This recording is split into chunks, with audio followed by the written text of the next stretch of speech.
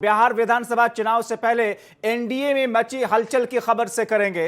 दरअसल इस बीच में खबर यह है कि बिहार विधानसभा चुनाव से पहले क्या एलजेपी अब अकेले चुनाव लड़ेगी। बिहार चुनाव से एनडीए में किस तौर पर टेंशन बढ़ी है।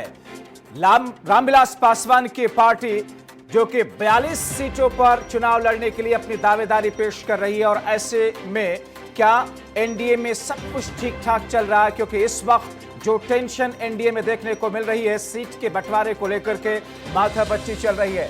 एलजेपी यानी कि लोक जनशक्ति पार्टी ने 42 सीटों की डिमांड रखी है।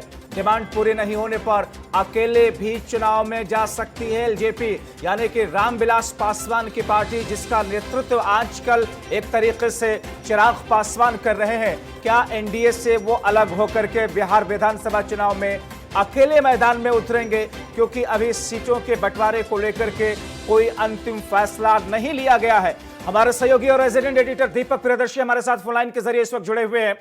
दीपक, एनडीए में टेंशन बीते कुछ दिनों से देखने को मिल रही थी, मगर चुनाव की घोषणाओं के बाद भी अभी माथापच्ची जारी है। एनडीए से क्या अलग हो सकती है एलजेपी में? जो सीन चल रहा है उस सीन के मुताबिक अभी एलजेपी जो है वो अपनी जिद पर 42 सीटों की जिद पे वो अड़ी हुई है। अभी जो जितना फॉर्मूला जो बनता दिख रहा है, सूत्रों के हवाले से जो जानकारी मिल रही है उसके मुताबिक एक फॉर्मूला बना है कि जेडीयू 104 सीट पे लड़े, बीजेपी 100 सीट पे लड़े, एलजेपी को 30 सीट मिले।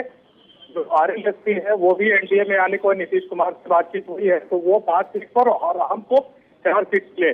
लेकिन जिस तरह से एलजेपी ने एक रुख अख्तियार कर रखा है जेडीयू के अगेंस्ट में कि अगर जब तक उसको इतनी सीटें नहीं मिलेगी तो वो जेडीयू के अगेंस्ट में तकरीबन 143 सीटों पर अपनी तैयारी कर रही है और उसी को मनाने की कोशिश लगातार बीजेपी कर रही है।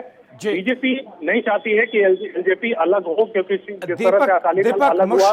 दीपक, मुश्किल क्या है? क्योंकि जैसा कि हमने लोकसभा चुनाव में देखा था कि बीजेपी और जेडीयू ने 50-50 सीटों पर यानी कि 50-50% सीटों पर चुनाव लड़ा था।